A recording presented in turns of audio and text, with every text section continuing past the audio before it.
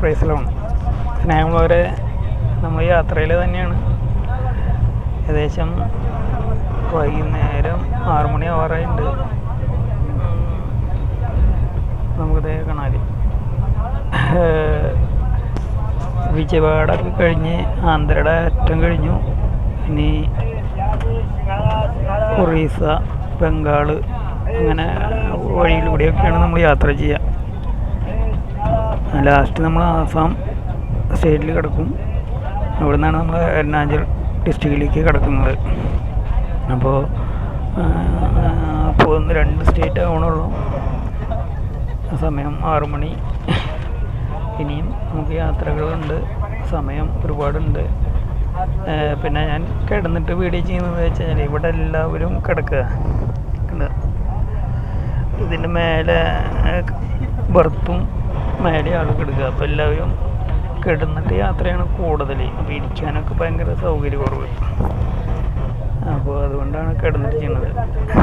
പിന്നെ കിട്ടുന്ന സമയത്ത് നല്ല വെയിലൊക്കെ അപ്പോൾ പുറത്ത് വീഡിയോസ് കറക്റ്റായിട്ട് ചില സമയത്ത് കിട്ടുന്നില്ല. അതുകൊണ്ടാണ്.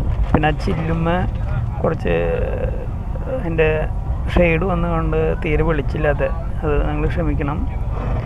അത് കൂടുതൽ ഈ യാത്ര ഇപ്പോൾ ചെയ്യുമ്പോൾ കൂടുതൽ നമുക്ക് ഈ വിജയവാഡ ഇതിലേക്ക് കിടക്കുമ്പോൾ കൂടുതൽ കാണാൻ പറ്റുന്നത് നെല്ലില്ല. നമ്മുടെ നെൽകൃഷിയാണ് കൂടുതലുള്ളത്. നെൽകൃഷി കണ്ടമാനമുണ്ട്. നമ്മുടെ നാട്ടിലേക്ക് വരുന്ന നെല്ലൊക്കെ ഇവിടെ നിന്നാണ് കൂടുതൽ വരുന്നതെന്ന് ഞാനറിയാം. അപ്പോൾ നെല്ലിന് ഭയങ്കര വില കുറവാണ്. നമുക്ക് അരി ഭക്ഷണം ഇവിടെ ഭയങ്കര വില കുറവാണ്. പക്ഷേ നമുക്ക് വാങ്ങിക്കുമ്പോൾ നല്ല വില റേറ്റ് ഉണ്ട്. ഞാൻ ഉച്ചയ്ക്ക് ഭക്ഷണം ചോദിച്ചപ്പോൾ പറഞ്ഞത് 280 രൂപ പറഞ്ഞ വെജ് ചോറിന്. അപ്പോൾ തന്നെ വേണ്ടെന്ന് പറഞ്ഞു. എന്നിട്ട് പിന്നെ ഏതാ വരിക നോക്കിയപ്പോൾ ബിരിയാണി വാങ്ങുന്നു, മുട്ട ബിരിയാണി. അപ്പോൾ അത് 100 രൂപയുടെ മുട്ട ബിരിയാണി വാങ്ങിച്ചു. പക്ഷേ അത്ര കൊള്ളില്ല, അത്ര ടേസ്റ്റ് ഇല്ല. അപ്പോൾ ഇവിടെ പക്ഷേ നമ്മുടെ നാട്ടിലേക്ക് ഇവിടെ അരിക്കൊക്കെ വില കുറവാണ് ഞാൻ പറഞ്ഞു കേട്ടുള്ളത്. നമ്മുടെ സുഹൃത്തുക്കൾ ആസാം ഭാഗത്തേക്കുള്ളവർ പറഞ്ഞുള്ളത് അങ്ങനെയാണ്.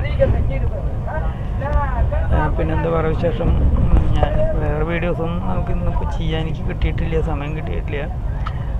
മാത്രമല്ല കുറച്ച് നേരം ഉറങ്ങി. അങ്ങനെ കുറച്ച് എഡിറ്റിംഗ് ഉണ്ടായിരുന്നു, അത് ചെയ്തു. ബൈബിള് പുറപ്പാടിൻ്റെ പുസ്തകം ഒരു 20 അധ്യായം വരെ വായിച്ചു. അപ്പോൾ അങ്ങനെയൊക്കെ പോണു. അതിനെ നമ്മളൊരു പ്രാർത്ഥനയിലായിരിക്കുക.